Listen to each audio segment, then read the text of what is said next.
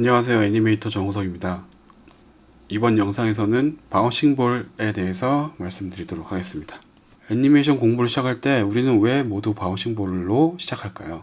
바운싱볼은 간단해 보이지만 어쨌든 캐릭터라고 볼 수 있어요. 애니메이션의 가장 효율적인 공부 방법은 우리가 작업을 하고 어느 정도 작업이 됐을 때 피드백을 받고 또 그걸 적용해서 수정하고 발전시켜 나가고 또 피드백 받고, 이걸 반복하는 게 애니메이션 공부의 가장 효율적인 방법입니다. 그런데 바운싱볼은 정말 간단하게 생겼죠. 만약에 팔다리가 있고 뭐 막 한다면 초보자들은 쉽게 애니메이션을 작업할 수 없을지 몰라요. 하지만 바운싱볼로는 간단하게 우리가 움직일 수 있고 그 움직임에 맞춰서 여러 가지 이론들을 공부할 수 있고 하기 때문에 바운싱볼을 작업합니다. 좋은 바운싱볼을 하기 위해서는 중요한 애니메이션 법칙들이 요구된다. 스쿼시 스트레치, 아크, 타이밍, 스페이싱, 볼륨 여러 가지가 있는데요. 이런 것들은 다 애니메이션 12원칙을 공부해 보셨으면 아시겠지만 12원칙 중에 되게 많은 것들이 포함되어 있죠. 그만큼 바운싱볼을 가지고도 애니메이션 12원칙 중에 절반 이상을 공부할 수도 있습니다.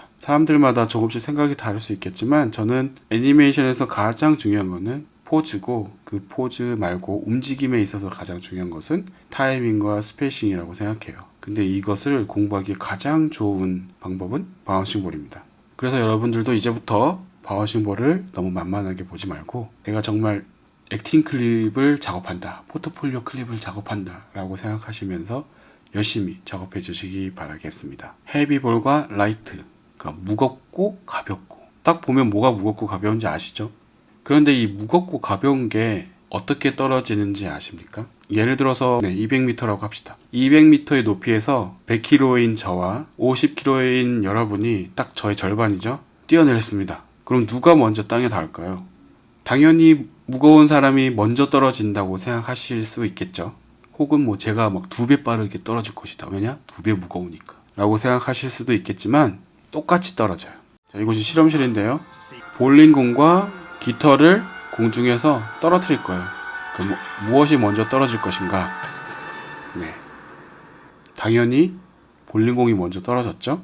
제가 100kg인 저와 저의 절반인 50kg인 여러분이 높은 곳에서 뛰어내리면 똑같이 떨어진다고 했는데 이게 어떻게 된 것이지? 라고 생각하실 수도 있겠어요. 자, 그러면은 여기서 다른 실험을 합니다. 공기를 빼버린 거예요. 진공 상태로 만든 다음에 그 다음에 둘을 떨어뜨립니다. 자, 보셨나요? 자, 슬로우 모션으로 나옵니다. 똑같이 떨어지죠?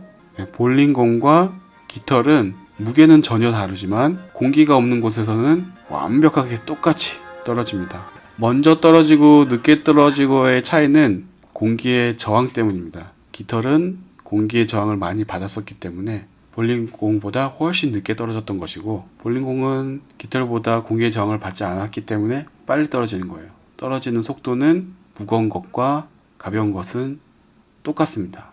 이제 저항을 어느 것이 더 많이 받느냐의 차이인 거죠. 여러분들이 종이 한 장을 들고 혹은 티슈 한 장을 들고 살짝 들었다가 떨어뜨려 보면 천천히 떨어질 거예요. 근데 그 티슈를 꽉 움켜쥐어서 하나의 이 동그란 모양을 만든 다음에 그 다음에 떨어뜨린다면 이전보다 훨씬 빠르게 떨어질 겁니다. 무게는 분명히 같은데 모양이 바뀌니까 떨어지는 속도가 바뀌었죠. 그거는 공기 때문입니다. 그래서 떨어지는 것에 대해서 무거우니까 빨리 떨어지고 가벼우니까 늦게 떨어지고 이렇게 생각하시면 이제 안 되겠죠? 자, 그렇다면 공은 왜 바운싱을 하는가?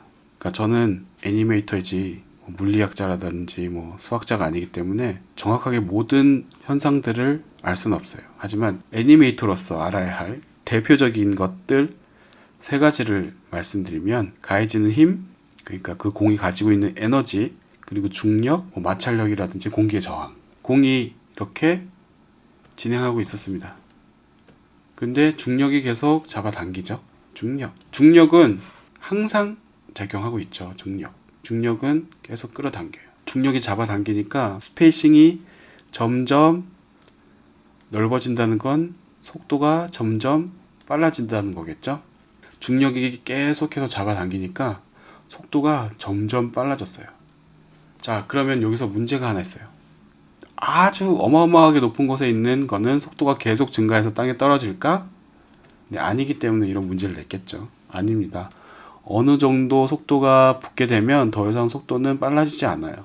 모든 마찰과 그 다음에 가속과 그게 어느 곳에서 만나게 돼서 속도가 더 이상 빨라지지 않는 그런 순간이 옵니다.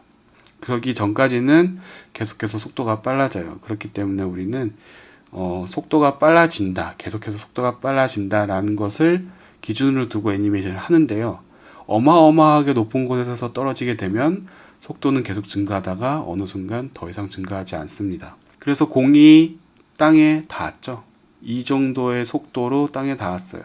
그 다음에 다시 튀어오르죠. 왜 튀어오를까요? 그것은 에너지를 땅에게 부딪힘으로써 전달을 해줬어요. 공이 에너지를 땅에 전달해줬어요.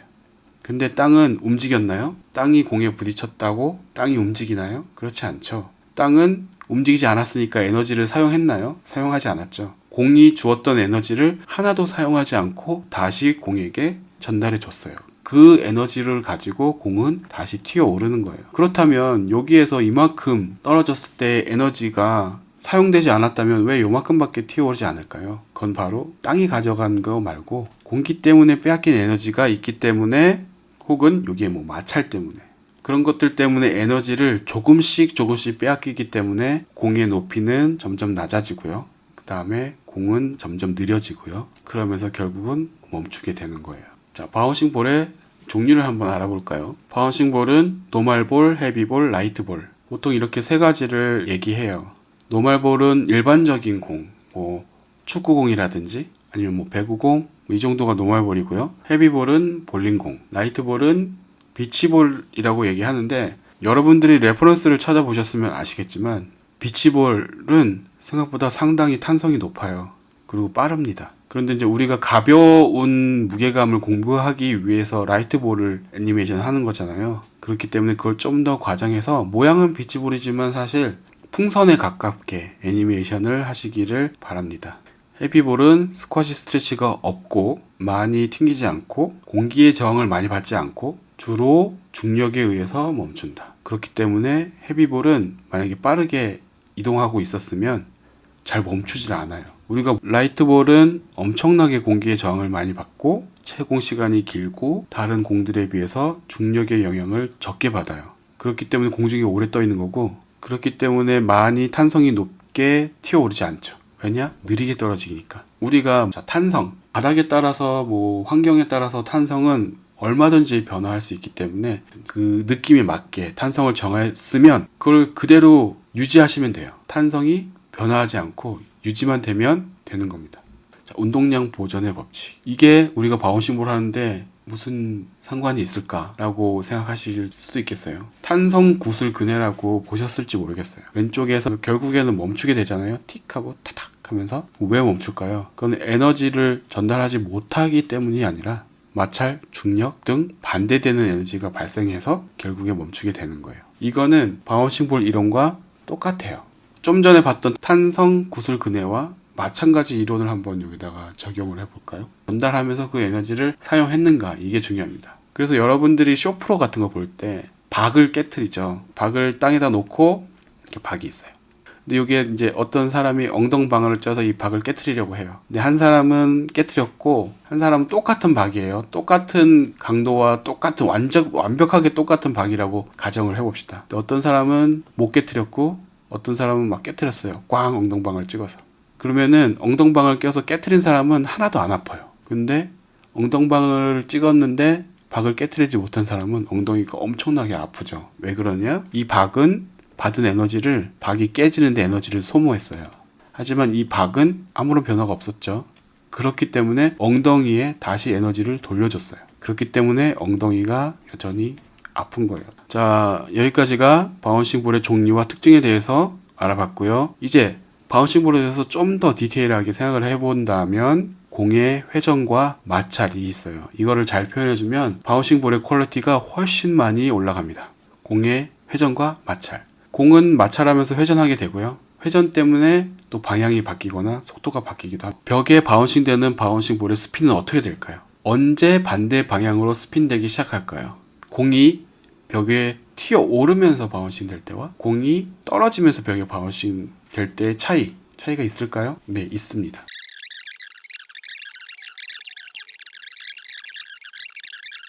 했을 때에는 이게 공의 방향이에요. 그때는 회전의 방향은 시계 방향으로 계속 여기서는 계속 스핀을 했겠죠. 시계 방향으로 스핀하고 있었으면 벽에 부딪힌 이후에도 시계 방향으로 스핀을 하고 있어요. 계속 스핀을 하고 있고, 그리고 스핀이 아주 강했으면 이렇게 튕기지 않고 여기서 살짝 좀 튀어 오르면서 떨어지겠죠. 바운싱 볼 하실 때 스핀까지 잘 생각해서, 뭐 제자리 바운싱 볼 같은 경우에는 상관이 없지만 벽에 바운싱 되는 것을 할 때는 이런 식으로 해주시고요. 자, 그럼 여기까지가 바운싱 볼이었고요. 바운싱 볼 아마 처음 하시는 분들은 어려울 거예요. 하지만 제가 도와드릴 테니까 차분히 한번 잘해봅시다. 바운싱 볼이었습니다. 수업 시간에 뵐게요. 감사합니다.